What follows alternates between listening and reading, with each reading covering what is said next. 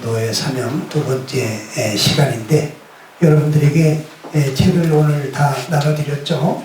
엠마우스 성경학교에서 나온 이 개인 전도 책. 제가 이 서울 북부교회에서 전도부에서 이걸 가지고 이제 전도 훈련을 시켜봤는데, 좋아서 또 우리 동탄에 오시는 전도자들에게도 함께 나누고자 해서 이 책을 이렇게 준비했습니다. 오늘 책을 받으셨으니까 다음에 오실 때는 다음 우리가 같이 공부할 부분들을 쭉 읽어보시고, 또 이렇게 같이 소감도 같이 나누시고, 또 궁금한 거 있으면 또 표시해놨다가 질문도 하시고, 이렇게 하셔서 실질적인 공부가 될 수 있으면 좋겠습니다. 자, 개인전도의 사명 두 번째 시간입니다. 전도는 믿는 자들의 책임이다 하고, 지금 이제 여기 페이지 수로 보게 되면은 22페이지 전도는 믿는 자들의 책임이다 하는데, 여러분들이 진실한 마음으로 이 에스겔서 33장이나 잠언 24장 또 야고보서 5장 말씀을 이렇게 참 무릎을 꿇고 하나님 앞에서 읽으십시오 이렇게 하셨는데, 정말 우리가 무릎을 꿇고 하나님의 말씀을 읽는다는 것은 어떤 뜻이겠어요? 주님 말씀하십시오. 종이 듣겠습니다. 말씀만 하십시오. 제가 그대로 따라가겠습니다 하고서 주님께 정말 그 말씀을 달라고, 그 말씀 따라가겠다고 하는 이러한 순종하고자 하는 표현이죠. 우리가 그런 마음을 가지고 이 말씀을 한번 읽어보시게 되기를 바라는데, 이 시간에는 제가 여러분들 그 책을 일일이 보지 않아도 될 수 있도록 이렇게 좀 써가지고 왔습니다.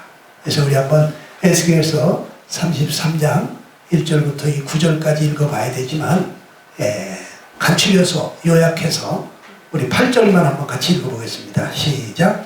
가령 내가 악인에게 이르기를 악인아 너는 반드시 죽으리라 하였다 하자.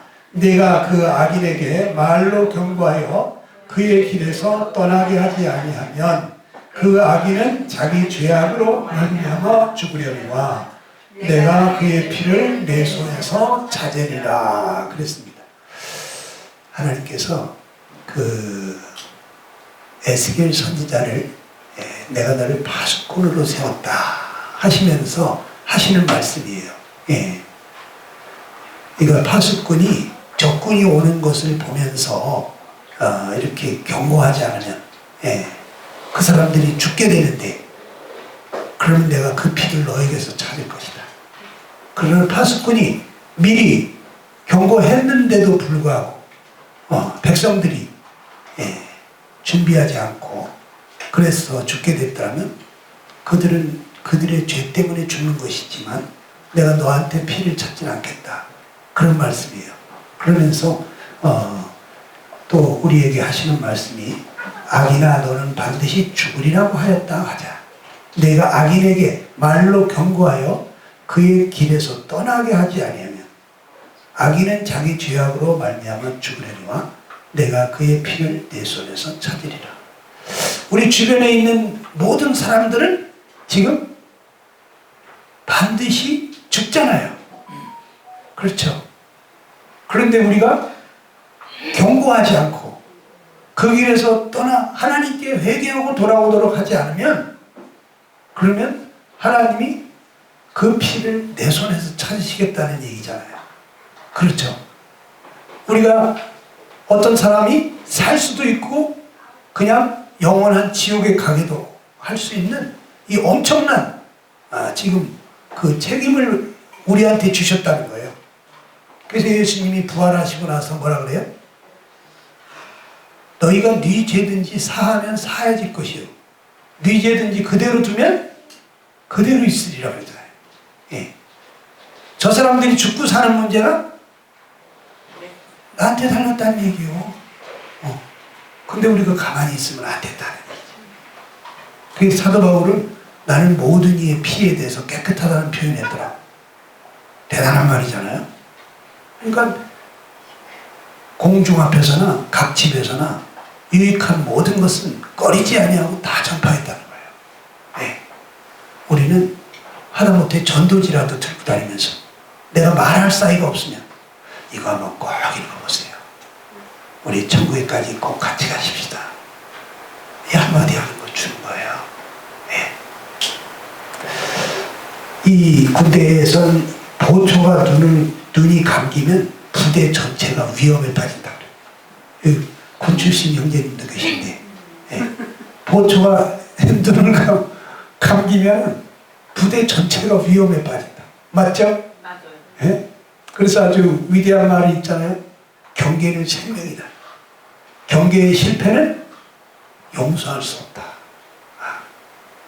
사람이 다른 실수는 용서할 수 있는데 이 보초가 경계를 잘 해야 되는데 경계를 소홀히 해가지고 살 수 있었던 사람들이 죽게 놔두면 그건 용서할 수 없다는 거예요.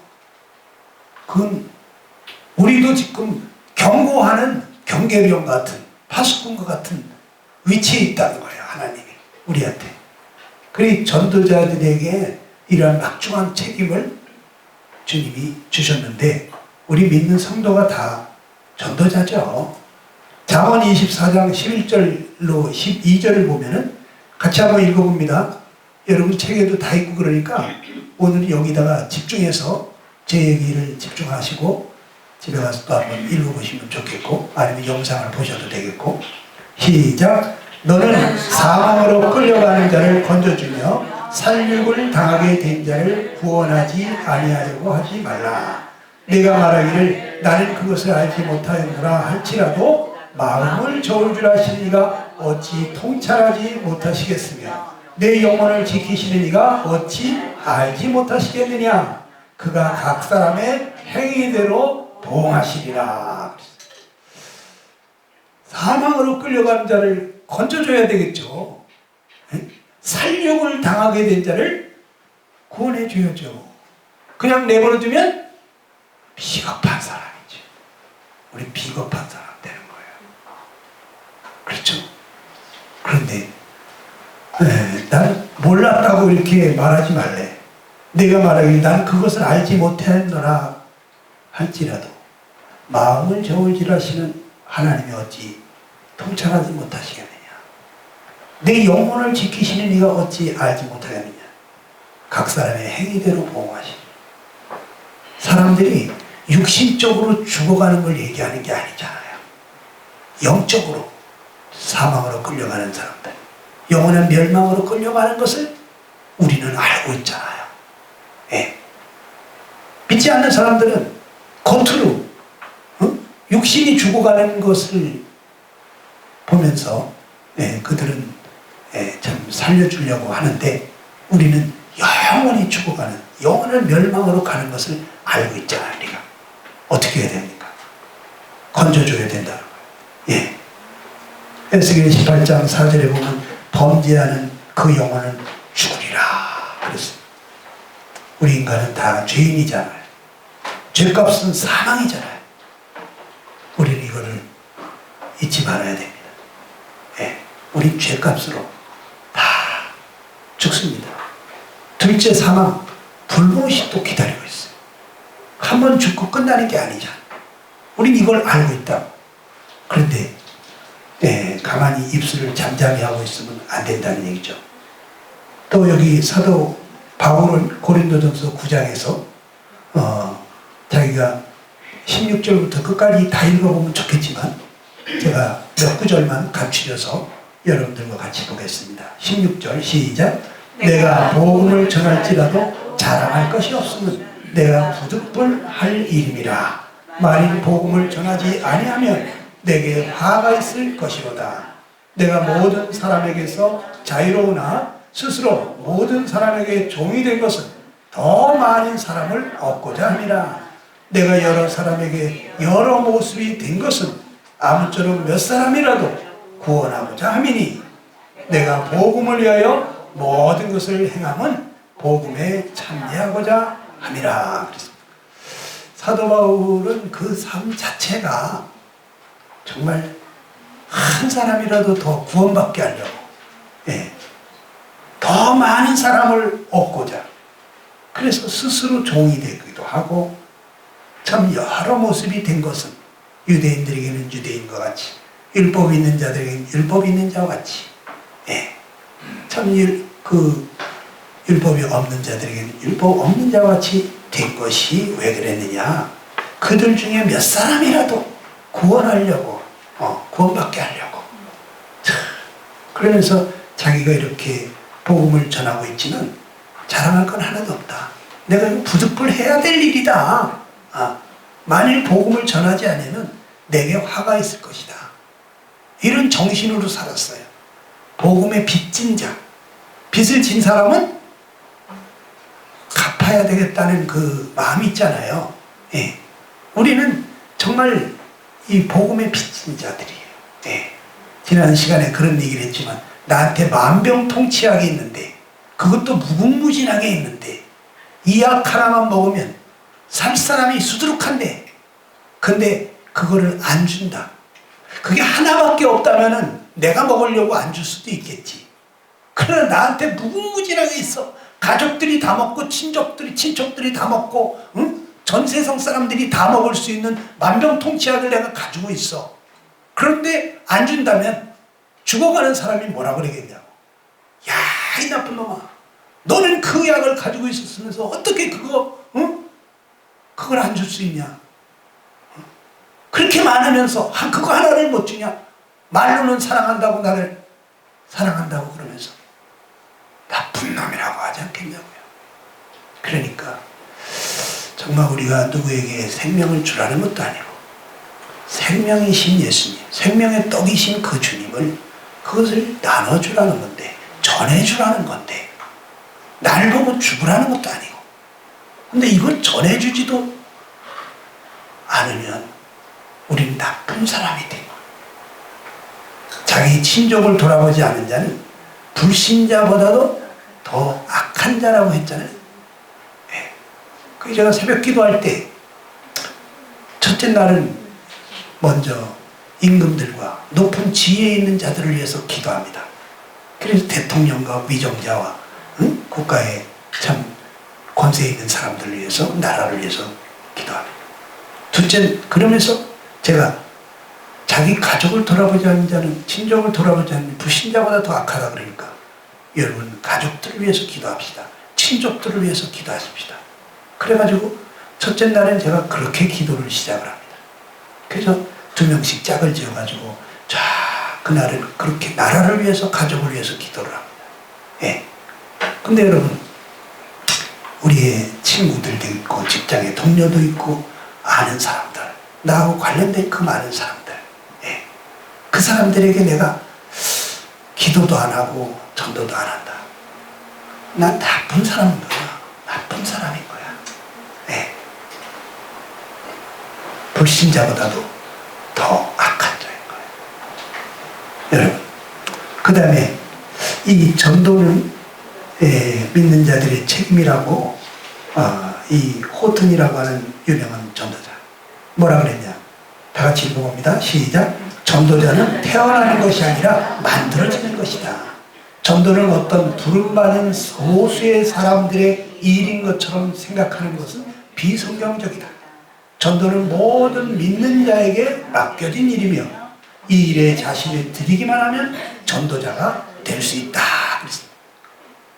근데 너무나 많은 성도들이 전도는 저 특별한 전도의 특심을 가진 그러한 전도자들만 하는 것처럼 그렇게 생각들을 하고 있어요. 이건 정말 잘못하고 있는 거예요. 예. 우리는 은사가 다 다를 수는 있어요. 몸 안에는 눈도 있고, 입도 있고, 손도 있고, 다 다양한 지체가 있는 것처럼. 그러나 이 모든 지체들이 하는 것은 머리가 원하는 것을 하는 거예요. 예. 머리는 그리스도예요. 그리스도 대신 주님이 이 땅에 산다면 뭘 하겠냐고. 우리가 또 다른 마을로 가서 전도하리니 내가 이를 위해서 왔노라. 인자가 온 것은 잃어버린 자를 찾아 구원하려 함이니라. 인자가 왜 왔느냐? 네. 잃어버린 자를 찾아 구원하려고 왔다. 전도하려고 왔다 그러시다. 그 주님이 지금 이 땅에 계시면 뭐 하겠냐? 우리 지체를 통해서 어떤 사람은 손으로 사람들을 전도할 것이고, 봉사를 통해서 그 사람을 주님께로 돌아오도록, 또 어떤 사람은 입을 통해서 할 것이고, 네? 또 어떤 사람은 기도를 통해서 할 것이고, 이 은사가 다르기 때문에 다양한 모습으로 그 영혼을 전도하는데 우리가 쓰임을 받아야지. 전도자들만 전도하는 게 아니에요. 말로만 하는 게 전도가 아니에요. 네. 그러니까 자기에게 주신 은사를 통해서 그 사람들을 얻으려고 이렇게 하셔야 돼요. 안 하면 우리는 나쁜 사람이에요. 또 위대한 전도자 네틀턴은 뭐라 그랬습니까? 같이 한번 읽어봅니다. 시작. 내가 지금부터 천년간 산다면 무엇을 하며 살아야 할까? 영혼 얻는 일에 자기 인생을 바쳐야겠다. 만약에 내가 인도할 때마다 100만 원씩 받는다면 그 돈을 얻기 위해 지금보다 더 많은 영혼을 찾아 얻으려 하지 않겠느냐. 그렇다면 나는 그 영혼보다 돈을 더 사랑하는 사람이라는 것이죠. 우리는 한 영혼이 천하보다 귀하다고 말하면서 그 귀한 영혼 얻기 위해 어떤 수고를 하는가. 예, 가로 열고 닫고는 제가 써는 거예요. 예. 여러분, 한 영혼 전도하면 오늘 100만 원 준다 그러면 전도하러 안 갑니까? 가잖아요. 요즘 일당이 얼마였나요? 많아야 2, 30만 원이잖아요. 근데 100만 원 준다는데 안 가요? 예? 8시간 그 사람하고 전도했는데 100만 원씩 줘. 그럼 가잖아요. 예. 그럼 나는 참 돈을 사랑하는 사람이라는 거야.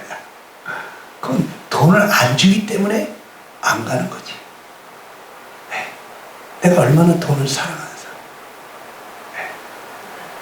한 영혼이 천하보다 귀하다고 하면서, 네. 말로는, 생각으로는 한 영혼이 천하보다 귀하다고 하잖아요. 근데 전도 안 해. 기도도 안 해. 이분이 하는 말이, 내가 지금부터 1000년간 산다면 나는 무엇을 하면서 살까? 가만히 생각해 본 거야. 영혼을 얻는 일에 내 인생을 바쳐야겠다. 그럼 1000년을 살게 해준다면 1000년 동안 자기는 그렇게 하고 싶다는데, 우리에게는 남은 생애가 몇 년 남았습니까? 우리에게는 남은 생애가 많지 않아요. 그래서 제가 어느 날 하던 일을 딱 사표를 내면서, 남은 생에는 전도만 하다가 가자. 사람 살리는 일만 하자. 다른 건 신경 다 끊자. 그렇게 마음을 먹게 되더라고요. 여러분, 전도는 믿는 자들의 책임입니다. 다 같이 읽어봅니다. 시작. 로마는 단검을 가지고 세상을 정복했다는 말이 있는데, 단검은 가까이 접근하여 적을 제압하기에 좋은 무기라는 것입니다. 개인 전도가 그렇다. 전쟁에서 한 명을 죽이는데 1톤의 철이 필요하다. 한 영혼을 얻으려면 1톤 분량의 설교가 필요할지 모른다. 그러나 개인 전도는 그렇게 많은 수고가 아니라도 한 영혼을 얻을 수 있는 단검과 같다.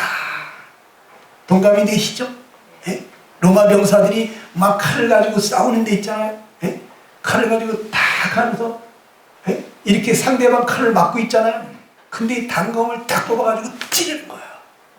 이거에 다 죽는 거야. 이거 큰 칼을 가지고 상대를 치는 게 아니에요. 큰 칼로 치면서 막으면서 단검을 뽑아가지고 찌르는 거예요. 그런데 개인 전도가 단검과 같다.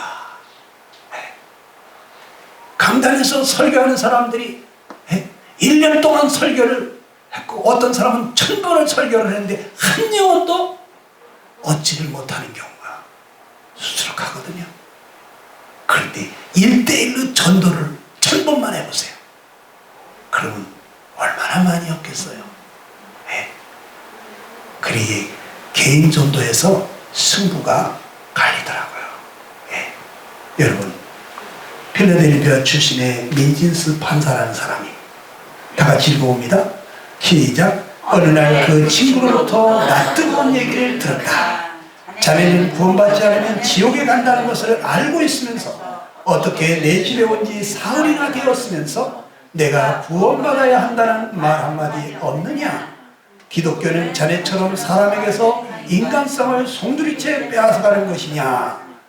우리가 정말 사랑하는 사람이 지옥에 가는 것을 안다면 잠잠히 있어서는 안 될 것이다. 이건 제가 나오는 말이에요. 여러분, 민진스 판사라는 사람이, 이 사람이 필라델피아 출신이에요. 근데 이 사람이 젊었을 때는 예수님을 안 믿었어요. 객지에 가서 공부하다가 예수님을 믿게 됐어요. 이 사람이 또 판사가 됐어요. 어느 날 친구 집에 갔습니다. 필라델피아 자기 고향에 갔어요. 친구하고 얘기하고 있는데 그 친구가 하는 말이에요. 자네는 구원받지 않으면 지옥에 간다는 것을 알고 있지 않는가? 그래.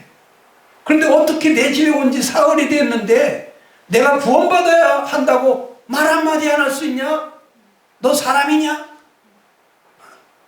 그래. 기독교는 자네처럼 사람에게서 인간성을 송두리째 빼앗아가는 것이 그게 기독교냐고? 이렇게 얘기를 들을 때 자기가 부끄러웠다는 거예요. 우리는 어떤 때 주저주저 하잖아요. 내가 이 말을 하면 이 사람이 나를 어떻게 생각할까? 전도는요, 선물을 나눠주는 거예요. 다 같이 해봅시다. 전도는 선물을 주는 것이다. 선물을 주는 것이다. 선물을 주면서 주저주저 합니까? 자랑스럽잖아요. 기쁘고 즐겁고, 내가 그 사람을 사랑해가지고 선물을 준비했어. 근데 이거 선물이야 할 때 주저주저 합니까? 저 사람이 이거 받을까 안 받을까 생각하고 그 신경 씁니까? 그냥 주는 거야. 받든지 말든지. 나는 사랑해가지고 준비했다 이거예요. 깊은 마음으로 주는 거예요. 전도는 뭐다? 선물을 주는 거예요. 선물 주는데 싫어할 사람이 어디 있습니까? 왜 제가 어르신들 갈 때 뭐라고 인사해요? 천국까지 꼭 같이 갑시다. 천국 갈 준비 되셨어요? 천국까지 꼭 같이 갑시다. 그 말 하는데 부끄럽고 있습니까? 여러분, 죄의 삭은 사망입니다. 하나님의 은사는, 하나님의 은혜의 선물은 그리스도 예수, 우리 주님, 그분 안에 영원한 생명이 있다는 거예요. 우린 다 죄값으로 사망을 당하잖아요. 그런데 하나님이 우리에게 은혜의 선물을 주신 거예요. 그리스도 예수님을 주신 거예요. 여러분, 예수님 믿으세요. 하나님이 여러분을 사랑하셔서 선물을 주셨습니다. 자격 없는 우리에게 하나님을 사랑하지도 않고 찾지도 않고 나와 내 가족밖에 모르는 이러한 이기적인 우리를 하나님이 사랑하셔서 선물을 주셨습니다. 그분이 예수님이십니다. 이 예수님을 믿으시고 영원히 천국에까지 같이 가십니다. 이 얘기하는 게 부끄럽습니까? 저는 노방에서 막 그렇게 외쳐요. 전도 책자 주면서, 전도지 돌리면서, 앰프 찬송가 틀어놓고, 마이크 잡고, 여러분, 하나님 여러분에게 선물을 주십니다. 그분이 예수님이십니다. 여러분, 전도는 선물 주는 거예요. 부끄러울 거 없어. 창피할 거 없어요. 지혜로운 자는 영혼을 얻는 것입니다. 잠언 11장 30절에 뭐라고 그랬습니까? 시작. 의인의 열매는 생명나무라. 지혜로운 자는 사람을 얻느니라. 그래서 지혜로운 자는 무엇을 얻어요? 사람을 얻는 거예요. 돈을 얻는 게 아니고. 여기서 이 얻는다는 게 무슨 뜻이냐? 얻는다는 게 첫째, 탈취하는 것이라는 뜻이 있어요. 얻는다는 거. 군사적인 용어죠. 적진을 뚫고 들어가가지고 그 어떤 고지를 점령한다. 어떤 성을 빼앗는다. 그러려면 얼마나 머리를 써야 되겠어요. 얼마나 준비를 잘해야 되겠어요. 그 타이밍을 또 기가 막히게 잡아야 되지 않습니까? 그러니까 그 혼신을 다해야 되지 않습니까? 죽으심을 다해야 돼. 사력을 다해야 되지 않습니까? 이 한 영혼을 얻는다는 게 이렇게 어려운 일이에요. 또 이 얻는다는 게 취한다는 뜻이 있어요. 직업적인 용어로. 우리가 낚시를 하러 가가지고 이 고기를 낚는다. 그러려면 얼마나 준비를 해야 되겠습니까? 고기들이 어떠한 떡밥을 좋아하는지, 지렁이는 뭘 할 것인지, 그리고 낚시터 어디로 가야지 참 고기가 많이 있을 것 같은지, 이런 걸 다 찾아보고, 그 다음에 떡밥을 던지고 낚싯줄을 던지고, 그 다음에 찌를 쳐다보면서 저거를 무는지 안 무는지, 그걸 또 기다리면서 한참 동안을 1시간 2시간씩 기다려야 할 수도 있어요. 인내하면서 참으면서 물을 때까지 그 타이밍에 탁 끌어올려야 되는 거잖아요. 찌가 저 물속으로 들어가는데도 끌어올리지 않으면 낚싯대를 물고 가버릴 수도 있어요. 그렇죠. 이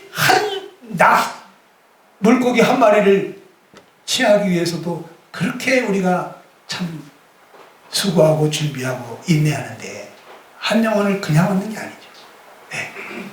또 이 얻는다는 것은 매료시킨다는 뜻이 있어요. 결혼과 관련된 영혼. 그 이삭이 자기 어머니를 잃고, 참 그 사랑하는 어머니를 잃고 외롭고 쓸쓸한데, 나이는 40이 다 됐는데, 그러면 아브라함이 그 종 엘리에셀한테 너 가가지고 이삭의 신부감을 좀 찾아가지고 오너라. 딴 데 가지 말고 가나안 땅에 친족들 중에 가거라. 그래가지고 자기 충성스러운 종을 보내지 않습니까? 그러니까 그 종이 가면서 얼마나 기도합니까? 그 리브가를 얻기 위해서.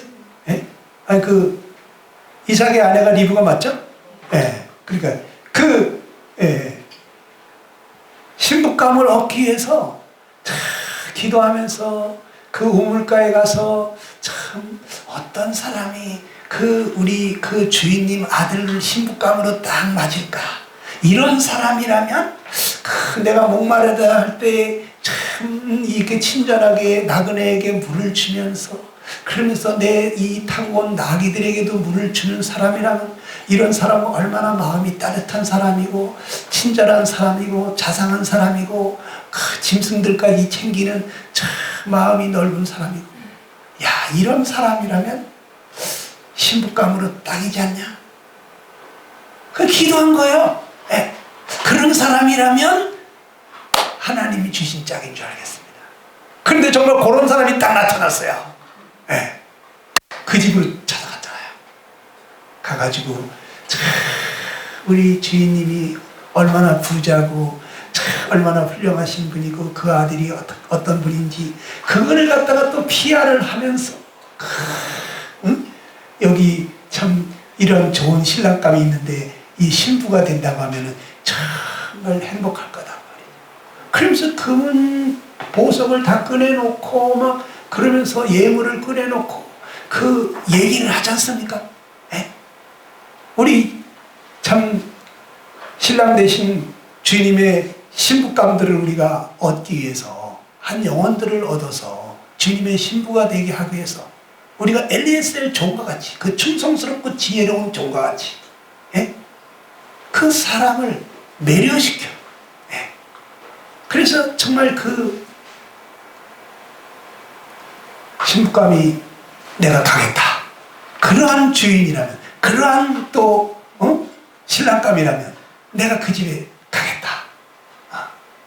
결단을 하더니 얼굴도 안 보고, 우리 주님 얼굴도 안 보고, 나 그런 주님이라면 나도 그 주님 믿고 싶다.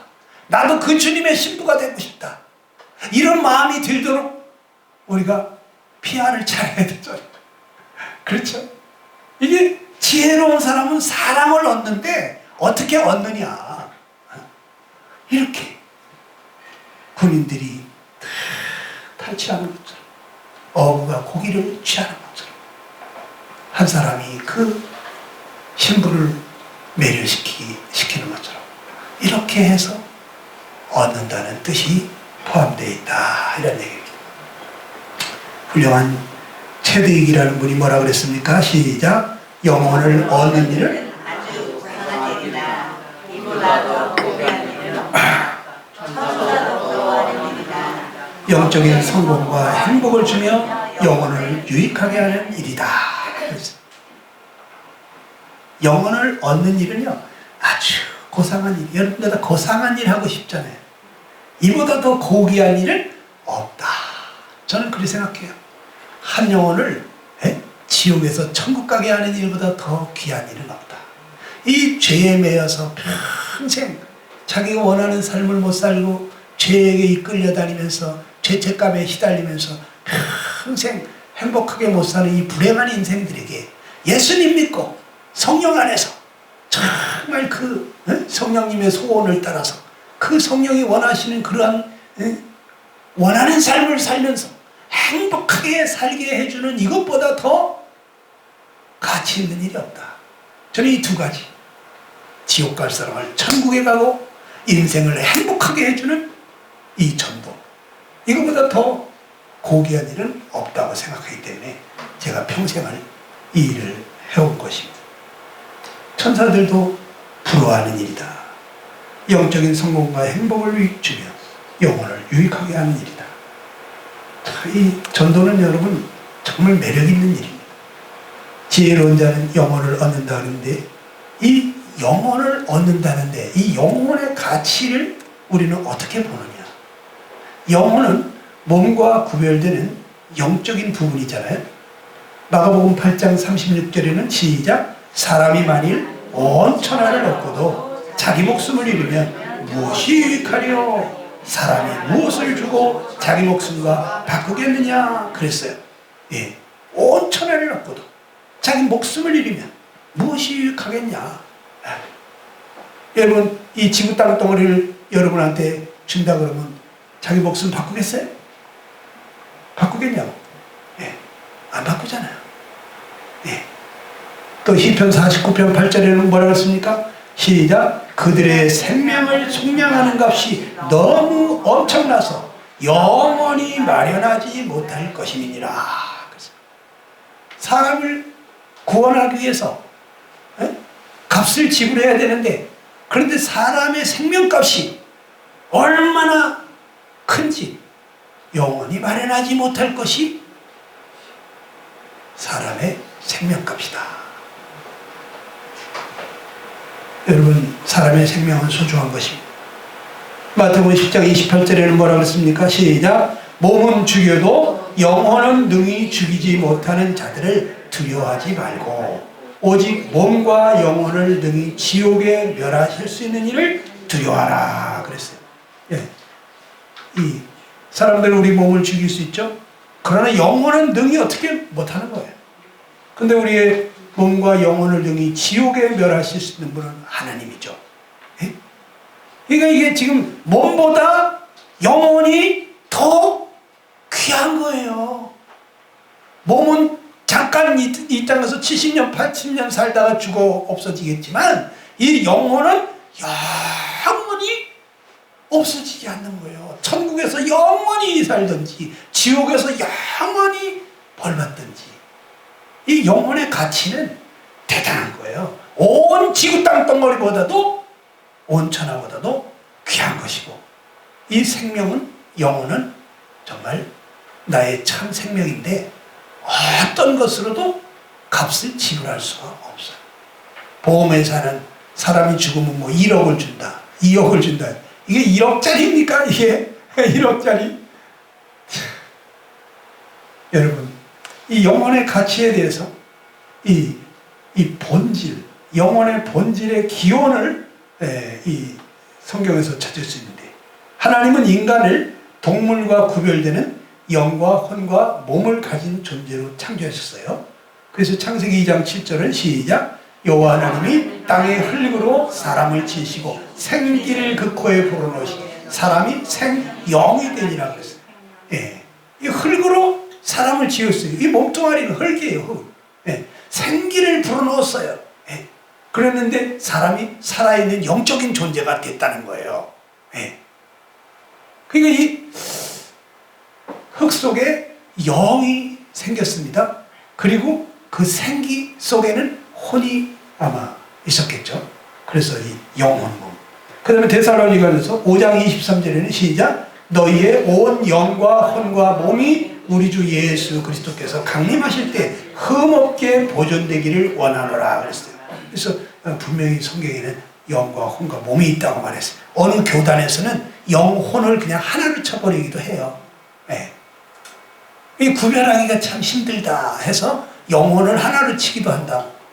그런데 성경에 또 이렇게 영과 혼과 몸을 구별을 해놨습니다. 근데 이 몸이라는 것은 세상을 의식하는 거, 환경을 의식하는 거예요. 추우면 입어야 돼. 배고프면 먹어야 돼. 예? 그렇죠? 네. 피곤하면 자야 돼. 이 세상하고 관련이 돼 있어요. 혼은 자기를 의식해요. 지정의. 이 생각을 할 줄 알아요. 예? 또 의지가 있어. 또 감정이 있어. 혼은 그래요. 근데 영은 하나님을 의식하는 거예요. 영적으로 죽으면 하나님을 전혀 의식하지 못하는 거예요. 신의 세계를 전혀 모르는 거예요. 그래서 보통 사람은 영적으로 죽어있기 때문에 이 몸에 대해서 예민해. 예, 뭘 입을까, 뭘 먹을까, 운동을 뭘 할까. 맨날 몸에 대해서 신경 많이 써. 아주 육신적인 사람들. 예? 그 다음에 이제 조금 고상하다는 사람은 그래도 교양을 쌓으려고 하고 더 배우려고 하고 다 이렇게 하지 않습니까? 예? 감정을 또 조절할 줄 알고. 예. 그래서 이 지정의 여기까지에 신경 쓰는 사람이 있어요. 근데 이 영의 세계는 전혀 몰라. 영의 세계는 이 영을 받은 사람만, 하나님의 영을 받은 사람만 아는 거예요.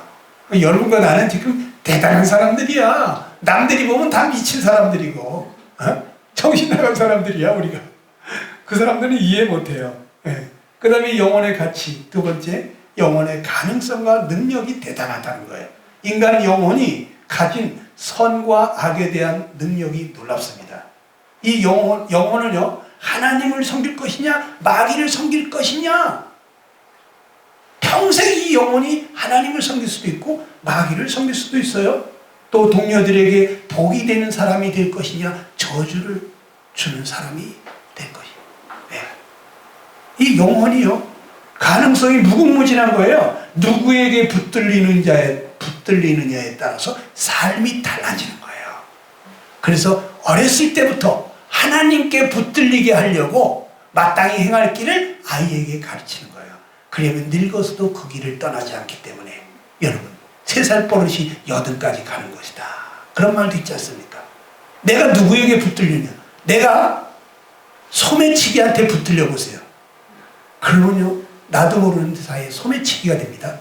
예? 내가 조폭한테 붙들려 보세요. 나도 모르는 사이에 조폭이 돼요. 예? 거지 왕초한테 붙들려 보세요. 나 평생 거지 된다니까. 예? 내가 사기꾼하고 자꾸 사귀어보세요. 나도 아주 사기치는 사람이 되는 거예요. 내가 누구에게 붙들리냐. 대통령에게 붙들리면 대통령의 사람이 되는 거고, 하나님에게 붙들리면 하나님의 사람이 되는 거예요. 예? 이 영혼이라는 것은 무궁무진한 가능성을 가지고 있어요. 예? 여러분 누구한테 붙들려야 되겠습니까? 하나님께 붙들려야 되겠다. 하나님의 사람, 너 하나님의 사람아, 이런 소리 들어야 되지 않겠습니까? 여러분, 이 영혼의 가치는 이거를 주님께서 평가를 해주셨는데, 십자가는 하나님께서 영혼에 내린 가치를 입증해 준 거예요. 우리의 영혼이 얼마나 가치 있는지, 이 십자가, 갈보리 십자가에 그 사랑하는 아들을 희생하신 온 천하하고도 바꿀 수 없는 이 우주하고도 바꿀 수 없는 그 아들을 희생하심으로써 우리 영혼의 가치가 얼마나 귀한 것인지를 입증해 준 거예요. 베드로전서 1장 18절에 보면 뭐라고 했습니까? 시작. 너희가 구속함을 받은 것은 은이나 금같이 없어질 것으로 된 것이 아니요 오직 흠없고 점없는 어린 양 같은 그리스도의 보배로운 피로 된 것이다 그 했어요. 예. 여러분, 금이나 은은 없어지는 것입니다. 그러나 이 그리스도의 보배로운 피는 금이나 은하고는 비교할 수 없는, 그것도 흠이 없는 점이 없는 어린 양 같은 그리스도의 그 거룩한 피를 희생해가지고 여러분과 나를 구속했다는 거. 에? 여러분, 금덩어리를 갖다가 집에다가 한리아까 갖다 준다 그러면 얼마나 좋겠어요. 에? 그런데 그리스도의 피는 그 한리아까 금덩어리하고 비교가 되겠습니까? 우린 지금 어마어마한 가치를 희생해서 하나님이 산 거예요. 그 자기 피로. 에? 값주고 산바 되었다. 그래서 여러분과 나는 얼마짜리라고 그랬어요? 예수짜리. 얼마짜리? 1,000억짜리? 2,000억짜리? 예수짜리. 예수님을 팔아서 나를 사신 거야. 참.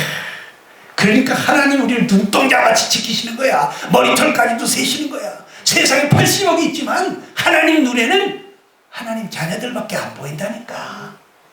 운동장에 큰 많은 아이들이 뛰어다녀도 내 자식밖에 안 보이잖아요. 내 손주밖에 안 보이잖아요. 에이? 하나님이요, 여러분들 그 어마어마한 아들을, 독생자를 희생해서 사셨기 때문에 밤에도 낮에도 졸지도 아니하시고 주무시도 아니하시면서 여러분들을 지켜보신다는데, 아들을 아끼지 아니하시고 내어주시니까 모든 것을 은사로 주지 아니하시겠느냐고 그랬어요. 에? 아들을 아끼지 아니하시고 주셨는데 뭘 아끼시겠냐는 거야. 그러니까 나에게 주어지는 모든 것은 하나님의 은사라는 거야. 하나님의 은혜로 나에게 주신 선물이라는 거예요. 선물 받으면 어떻게 됩니까? 감사합니다. 고맙습니다. 어저께 저녁에 구역 집회를 하는데 어떤 자매가 아이고 청천벽력 같은 소리를 들었대. 왜 그러냐 했더니 남편이 발령이 났는데 저 지방으로 발령이 났대. 네. 은행 지점장으로 발령이 났는데 네? 저기 충주에 발령이 났대. 서울에 사는데, 강남에 사는데. 네? 지금은 지점장이 아니에요. 네? 그런데 지점장 밑에서 일을 하면서 스트레스를 많이 받았어. 네? 근데 아주 그 은행이 굉장히 참 저평가된 은행인데 그 형제가 들어가가지고 거기서 열심히 해가지고 아주 상까지 받은 아주 최고 은행이 됐어요. 그런데 아주 스트레스를 많이 받아가지고 몸에 병이 날 정도로 그렇게 됐어. 그런데 발령이 나기는 났는데 지점장으로 났으니까 좋은 거 아닙니까? 그런데 지점장을 하는데 저기 시골에 발령이 났다. 충주에 은행이 하나밖에 없대. 그 은행이. 근데 거기로 발령이 났어. 그 내가 그랬어. 하나님이 아들을 아끼지 아니하시고 내어주신 분인데 우리에게 모든 걸 은사로 주지 아니하시겠느냐 그랬는데 하나님의 은혜로 지금 선물을 주신 거다. 감사해라. 하나님은 항상 나에게 좋은 것으로 주시는 분이다. 최선의 것으로 주시는 분이다. 네. 그러니까 여러분들이 어떤 일을 만날 때 하나님의 선물인 줄 알아야 돼. 그래야지만이 항상 기뻐할 수가 있고 범사에 감사할 수가 있는 거예요. 근데 그런 믿음이 없는 사람은 하나님 왜 나한테 이러시나? 하나님 왜 나한테 이러시나? 이렇게 되는 거예요. 네. 할렐루야? 엎어져도 할렐루야. 자빠져도 할렐루야. 주님이 엎어지게 하신 이유가 있어. 아이, 또 뭘 주시려고 날 엎어뜨렸나? 아멘. 자, 마태복음 13장의 44절에 뭐라 했어요? 시작. 천국은 마치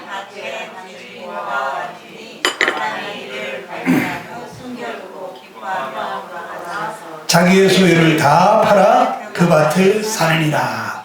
여러분들이 이거 읽어보시라 그러는 것은 이유가 있어요. 이것을 눈을 뜨고 입으로 소리내서 읽으면서 귀로 들으실 때 있잖아요. 여러분 영감을 받아요. 아, 그렇구나. 하나님의 성령께서 이 말씀을 여러분 마음 가운데 감동해 주시는 거예요. 그 말씀이 자기 것이 되어지면요, 여러분 인생이 달라지는 거예요. 삶이 달라지는 거예요. 네? 준하도 지금 읽으라고 할 때는 큰 소리로 읽어야 돼.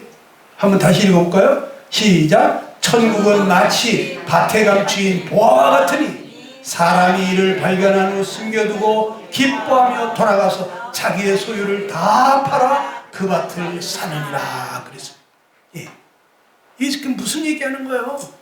여러분과 나를 사기 위해서 자기의 소유를 다 팔았다는 거예요. 예?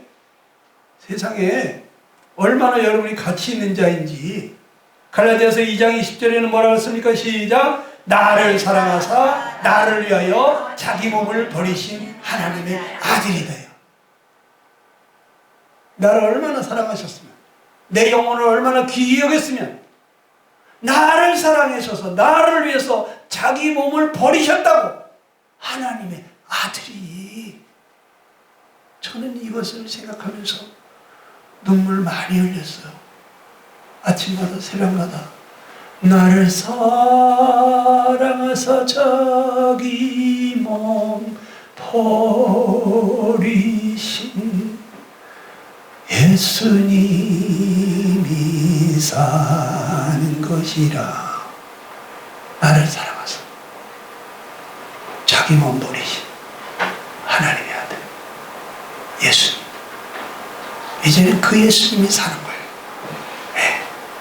여러분과 내 안에 정말 영혼의 가치, 하나님께서 십자가에 그 아들을 희생하심으로써 우리 영혼이 얼마나 소중한지 온 천하하고도 바꿀 수 없다는 것을 보여주셨어요. 자, 이 영혼은 영원히 존재하는 것입니다. 천국에서 아니면 지옥에서 영원히 죽지 않고 존재하는 것입니다. 마가복음 9장 43절 48절에 보면 시작. 만일 내 손이 너를 범죄하게 하거든 찍어버리라. 장애인으로 영생에 들어가는 것이 두 손을 가지고 지옥 곧 꺼지지 않는 불에 들어가는 것보다 나으니라. 거기에서는 구더기도 죽지 않고 불도 꺼지지 아니하느니라. 그랬어요. 어떤 사람은 영생을 하나님의 나라에서 사는 것이고, 어떤 영혼은 영원히 꺼지지 않는 불에서 죽고 싶어도 죽어지지 않는 세세토록 괴로움을 당하는 거예요. 이 영혼은요 소멸되지를 않아요.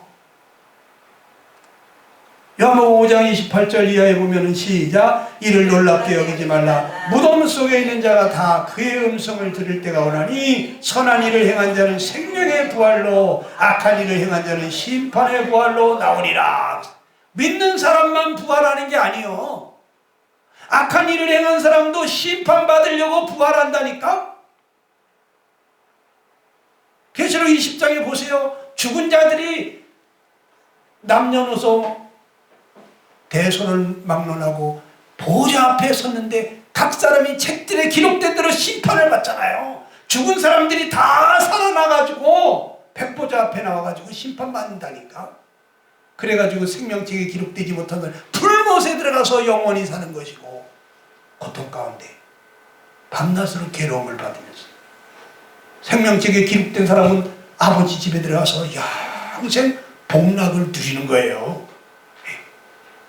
우리 영혼은 소멸되지 않아요. 마가복음 25장 46절에 보면 어떤 사람들은 영벌에, 어떤 사람들은 영생에 들어간다고 써있어요. 여러분, 영혼은 영원히 존재하는 것입니다. 그래서 이 영혼을 소유하려는 싸움이 이것이 있어요. 인간의 영혼은 하나님과 마귀의 전쟁터다. 다 같이 읽어봅시다. 시작. 인간의 영혼은 하나님과 마귀의 전쟁터다. 그랬어요. 마귀도 우리의 영혼을 빼앗아 가려고 하고, 하나님도 우리의 영혼을 얻으려고 하시고, 지금 하나님의 세력과 마귀의 세력이 서로 영혼을 얻으려고 전쟁을 하고 있는 중이에요. 우리는 그 영적인 전쟁에 지금 전사들인 것입니다. 누가복음 11장 21절 이하에 보게 되면 시작. 강한 자가 무장을 하고 자기 집을 지킬 때에는 그 소유가 안전하되 더 강한 자가 와서 그를 굴복시킬 때에는 그가 믿던 무장을 빼앗고 그의 재물을 나누느니라 그랬어요. 얘기 무슨 얘기인지 알죠? 예수님이요 귀신 들린 사람을 내쫓았습니다. 그랬더니 사람들이 귀신의 왕 바알세불을 힘입어서 저렇게 귀신을 쫓아내는구나. 저 인간이 귀신 들렸다고 이렇게 한 거예요. 그랬더니 예수님이 뭐라래요? 그래? 귀신이 귀신을 몰아내면 그 집안이 어떻게 되겠냐? 그럼 너희 아들들은 누구를 힘입어서 내어쫓냐? 그러신 거예요. 내가 귀신을 힘입어서 귀신을 쫓아, 그러면 귀신끼리 싸우는데 그 집안이 잘 되겠냐? 귀신이 그런 짓 하겠느냐? 그러면서 주님이 말씀하시는 거예요. 강한 자가 무장을 하고 자기 집을 지킬 때 이 약한 영이 지키고 있었죠. 그 영혼을. 그 소유가 안전한 것 같았었죠. 귀신이 볼 때는. 그런데 더 강하신 주님이 와가지고 그를 굴복시켰어요. 그가 믿던 무장을 빼앗고 그의 재물을 나눈다. 그러니까 주님이 귀신을 쫓아낸 거예요. 네. 그런데 여기 주님이 그 사람의 마음에 좌정하고 계셔야 되는데, 그런데 주님이 그렇게 귀신들을 쫓아낼 때 이분이 바로 귀신의 세력과 반대되는 하나님의 세력, 하나님의 편에서 오신 분이시구나 알고 이분을 영접하고 받아들였어야 되는데 이 예수님을 적대시한 거예요. 자꾸 거절하고 안 받아들인 거예요. 그러니까 어떻게 되겠어요? 그 귀신들이 나갔다가 그냥 더 강한 7 귀신을 데리고 들어와가지고 이 처음 형편보다 더 안 좋아졌다잖아. 바로 이 이스라엘이 그렇게 된 거예요. 주님이 오셔가지고 이 악한 영들의 세력을 물리치시고 귀신들의 세력을 물리치시고 주님이 오셔서 다스려 주시려고 하는데, 그런데 그걸 보면서도 주님을 안 받아들이고 그래가지고 더 나빠졌죠. 아주 그냥 나라가 없어졌잖아요. 에베소 6장 11절 시작. 마귀의 간계를 능히 대적하기 위하여 하나님의 전신갑주를 입으라. 우리의 씨름은 혈과 육을 상대하는 것이 아니요 통치자들과 권세들과 이 어둠의 세상 주관자들과 하늘에 있는 악의 영들을 상대하는 것이다. 우리가 싸우는 싸움은요 악한 영들과의 싸우는 것입니다. 누가복음 13장 24절 이하에 보면 시작. 어떤 사람이 여짜오되 주여 구원을 받는 자가 적으니까 그들에게 이르시되 좁은 문으로 들어가기를 힘쓰라. 내가 너에게로 오니 들어가기를 구하여도 얻지 못하는 자가 많으리라 그랬습니다. 여러분 구원받는 건 좁은 문으로 들어가는 것 같은 거예요. 힘써야지 되는데 거기 힘써도 얻지 못하는 자가 많으리라 그랬어요. 그래서 참 이 한 영혼을 얻는다는 것이 이것이 쉬운 일이 아니에요. 왜? 마귀들과의 싸움이거든요. 예. 악한 영들이 방해한다니까. 어떤 사람이요 정말 그런 기도를 했다고 그래요. 하나님 정말 나는 이 세상이 지금 영적으로 어떤 상태에 있는지 좀 저에게도 좀 영안을 열어주셔서 보여달라고 그랬대. 그렇게 그랬더니 영안을 열어서 보여줬는데 뱀들이 그냥 뜨글뜨글뜨글뜨글하니 막 뱀들이 몰려오더라는 거야. 너무너무 무서워가지고 제발 좀 이걸 안 보여달라고, 그만 보여달라고 그랬대. 여러분 우리가 지금 안 보여서 그렇지 이 뱀들이 말이죠, 이 악한 영의 자식들이 말이죠, 이 악한 영들의 세력이 끊임없이 우리를 쓰러뜨리려고 하고 수많은 사람들을 쓰러뜨리고 그 영혼을 취해가려고 하고 있다는 거. 네. 특별히 전도자들, 이 전도자들이 자꾸 영혼들을 뺏어가잖아요. 그러니까 얼마나 전도자들을 쓰러뜨리려고 그래요. 근데 잘 나가던 전도자가 무슨 갑자기 바람 났다는 등 뭐 이상한 그냥 스캔들에 빠졌다는 등 그 왜 그러겠어요? 이 공격하는 거예요. 마귀들의 공격에 넘어간 거예요. 여러분, 우리의 싸움은 영혼을 소유하려는 싸움입니다. 그래서 윌리엄 해밀턴이라는 훌륭하신 분이 뭐라고 했어요? 시작! 이 땅에 사람보다 더 위대한 것은 없으며 사람에게 있어서 그 영혼보다 더 위대한 것은 없다. 사람을 볼 때 영혼이 있는 몸이 아니라 몸이 있는 영혼으로 보아야 한다. 사람을 볼 때 영혼이 있는 몸으로 보는 게 아니라 몸이 있는 영혼으로 봐야 된다는 거예요. 이해가 됩니까? 그 영혼이 더 소중한 거예요. 또 그리스도를 위해 시작! 그리스도를 위해 잃어버린 영혼을 얻으려고 온갖 노력을 기울여야 한다. 다이아몬드를 캐는 사람은 온갖 어려움을 참아내지만 값진 보석을 얻게 될 때 잘한 투자였다고 평가하듯이 영혼 얻는 것이 이와 같은 것이다. 우리 중에 누가 무디나 스펄전 같은 영혼 얻는 도구가 될지 누가 알겠냐 이거예요. 네. 여러분이 무디 같은 사람이 될 수도 있고 스펄전 같은 사람이 될 수도 있어요. 네. 여기 우리 영가 형제 요즘 귀하게 쓰임받고 있는데 네. 주님이 저 형제 네? 우리 여기 형제들 어떻게 쓰실지 모르는 거예요. 네? 온 세상을 구원하는 위대한 전도자로 쓰시는 네?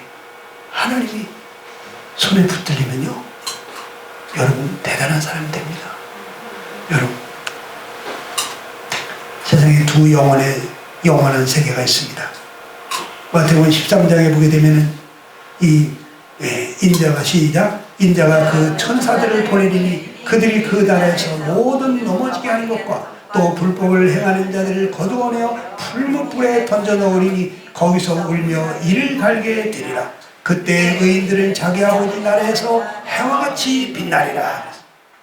불법을 행하는 자들, 풀무불에 들어갈 자들이 있고 아버지 나라에서 해와같이 빛날 의인들이 있어요. 두 영원한 세계가 있습니다. 마태복음 13장 49절 이하에도 시작! 세상 끝에도 이러하리라. 천사들이 와서 의인 중에서 악인을 갈라내어 풀무불에 던져 넣으리니 거기서 울며 이를 갈리라. 예. 여러분 풀무불에 던져질 악인들의 세계가 있고 의인들의 세계가 있습니다. 마태복음 25장 31절 이하에 보게 되면 염소와 양의 무리가 있습니다. 예. 그런데 그 양의 무리들에게 창세로부터 너희를 위하여 예비된 나라를 상속받으라. 염소의 무리들에게 저주를 받은 자들아 나를 떠나서 마귀와 그 사자들을 위하여 예비된 영원한 불에 들어가라. 그들은 영벌에 의인들은 영생의 나라에 들어가리라. 여러분 두 영원한 세계가 있습니다. 그래서 전도자들이 뭐라고 그랬습니까? 구세군을 창설한 윌리엄 부스는 뭐라고 시작! 모든 그리스도인을 일주일 동안 지옥에 보내보라. 그러면 남은 생애를 영원히 저주받을 영혼들을 구하는 데 보내게 될 것이다. 그랬어요. 여러분 정말 지옥 문턱에 한 번만 가서 들여다보면 생각이 달라질 거예요. 와, 지옥이 저런 것이. 제가 예전에 어린이 전도할 때 있잖아요. 예. 인형극을 많이 했어요. 누가복음 16장에 부자와 나사로 인형극을 많이 했어요. 전부 캄캄하게 해놓고 인형극 무대만 딱 조명을 켜가지고 거기에서 저 부자와 나사로가 나옵니다. 근데 부자가 저 지옥에서 불이 막 그냥 그 시뻘겋게 타는 그러한 그 무대 배경 속에서 막 고통하면서 울부짖는 그런 내용들을 보여주잖아요. 에? 그러면 아이들이 캄캄한데 이렇게 커튼을 열고서 저 지옥을 들여다보는 것 같은 거예요. 그 지옥에서 부자가 팍팍팍팍팍 뛰면서 큰 물 한 방울만 달라고 막 아우성치면서 누가 나를 여기서 건져달라고 막 몸부림치는 장면을 보는 거예요. 아이들이 막 팍팍팍 웁니다. 네? 이 아이들이 10년, 20년이 지나가도 그 환상이 그걸 봤던 것이 잊어버려지지가 않는 거야. 네? 그 아이들이 지금 40대가 넘어갔습니다. 그때 인형극보다 구원받았어요. 네? 아직도 그게 생생하게 나온다는 거예요. 네? 인형극의 효과는 그런 데 있어요. 네? 그런데 여러분 정말 어느 날 갑자기 지옥문을 탁 열고서 그 지옥 속에서 고통하고 몸부림치는 사람들 한 번씩만 보게 되면 여러분 우리가 이렇게 뜨뜨미지근하게 전도하지 않은 거예요. 네? 구세군을 창설한 사람, 네? 세상을 구원하는 군대를 창설해야 되겠다. 어느 날 이분이 어느 학교 운동장을 지나가는데 어떤 사람이 연설을 하는 거예요. 연설을 하는데 안 믿는 사람이 나타나가지고 정말 예수쟁이들이 하는 말처럼 사람이 죽으면 그 영원히 지옥에서 그 고통을 당한다는 게 그게 사실일 것 같으면, 그게 사실이라면 나는 이 영국 런던 거리를 무릎으로 기어다니면서 예수를 믿어야 된다고 나는 외칠 것이다. 그러나 저들이 맨날 싸우고 저렇게 다투는 것을 보니까 저들이 하는 말은 새빨간 거짓말이다, 이런 소리를 들은 거예요. 이 윌리엄 부스가 그 얘기를 듣고, 아니야! 천당도 있고 지옥도 있어! 우리가 이렇게 살면 안 되겠다. 그래가지고 그냥 전도를 하는데 세상을 구원하는 군대를 창설해야겠다. 육군 사관학교를 세우는 게 아니라 구세군을 창설해야겠다. 그래가지고 구세군이 창설된 거예요. 네? 여러분, 위대한 전도자 찰스 핀이는 뭐라고 했습니까? 시작. 망경으로 잃어버린 자들의 비참한 신음소리를 들어보라. 그리고 하늘에 있는 구속받은 자들의 기쁨의 노래소리를 들어보라. 그러면 하나님 나를 잃어버린 죄인을 영광스러운 자리로 이끄는 도구로 써주소서라고 애원하게 될 것이다. 사도 바울이 이 셋째 하늘을 한번 보고 나더니 말이죠. 사람이 말로 표현할 수 없는 그런 것들을 보고 나니까 정말 남은 생에는 그 돌팔레 맞아가면서 그냥 전도한 거예요. 그 낙원을 한번 보고 나니까 말이죠. 참된 구원이라는 책을 쓴 알렉산더 마샬이 뭐라고요? 시작. 구원받은 사람은 영원한 형벌로부터 구원받은 것이다. 영원한 희락을 얻은 자이다. 여러분과 나는요, 지금 죽어도 여한이 없는 거예요. 죽는 거 두려워하지 마세요.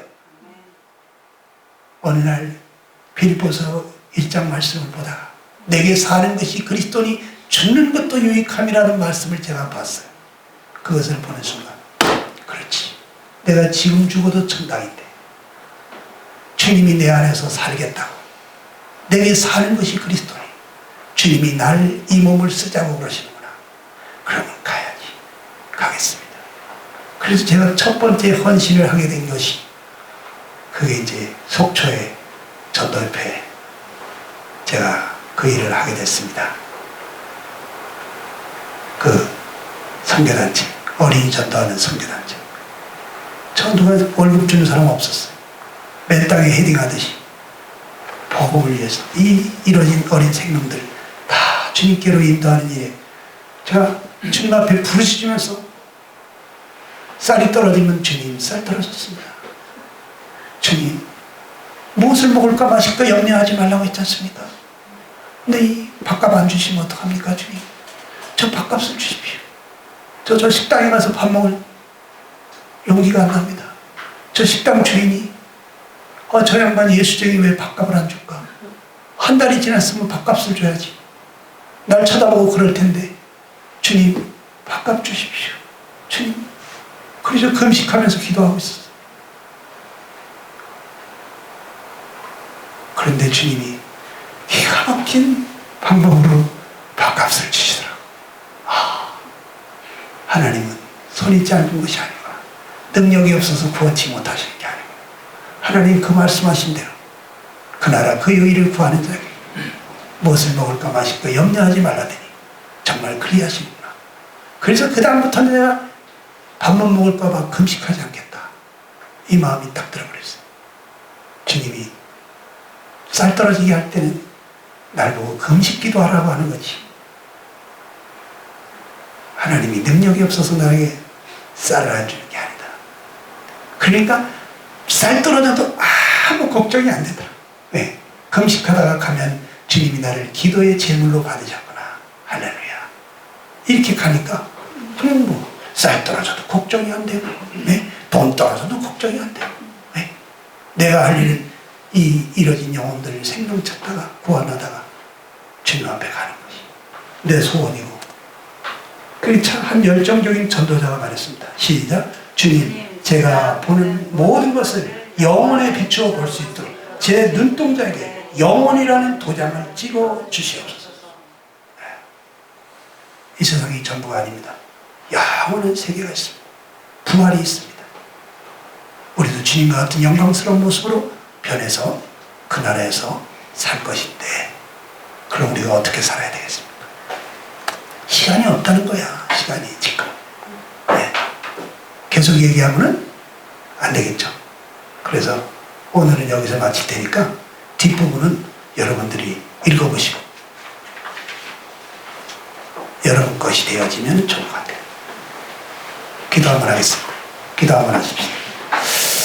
하나님 아버지, 정말 이 주말에 쉬고 싶고 놀고 싶고, 주님 정말 이 귀한 시간 새벽부터 달려와서 이뤄진 영혼들, 정말 이제 살면 얼마나 살지 모르는 이 노인네들 전도하기 위해서 만사를 제껴놓고 달려와서 이 복음을 전하는 일에 협력하는 귀한 종들, 아버지시여, 많은 사람들이 자기 일을 구하고 그리스도 예수의 일을 구하지 아니하는데 정말 주님을 사랑하고 주님을 기쁘시게 하기 위해서 주님이 원하시는 곳에 달려가는 이 귀한 전도자들, 주님 얼마나 사랑스러우십니까?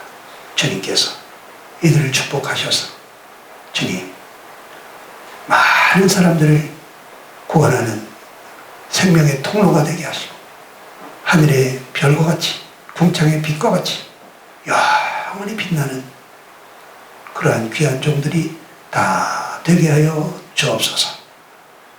우리 주님 예수님의 이름으로 축복하며 기도하옵나이다. 아멘. 우리 하나님께 영광의 박수 올려드립시다. 할렐루야. 네.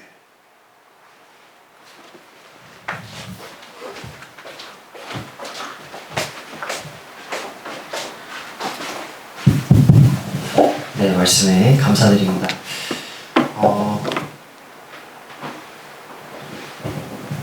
지금 시간이 11시 35분인데요.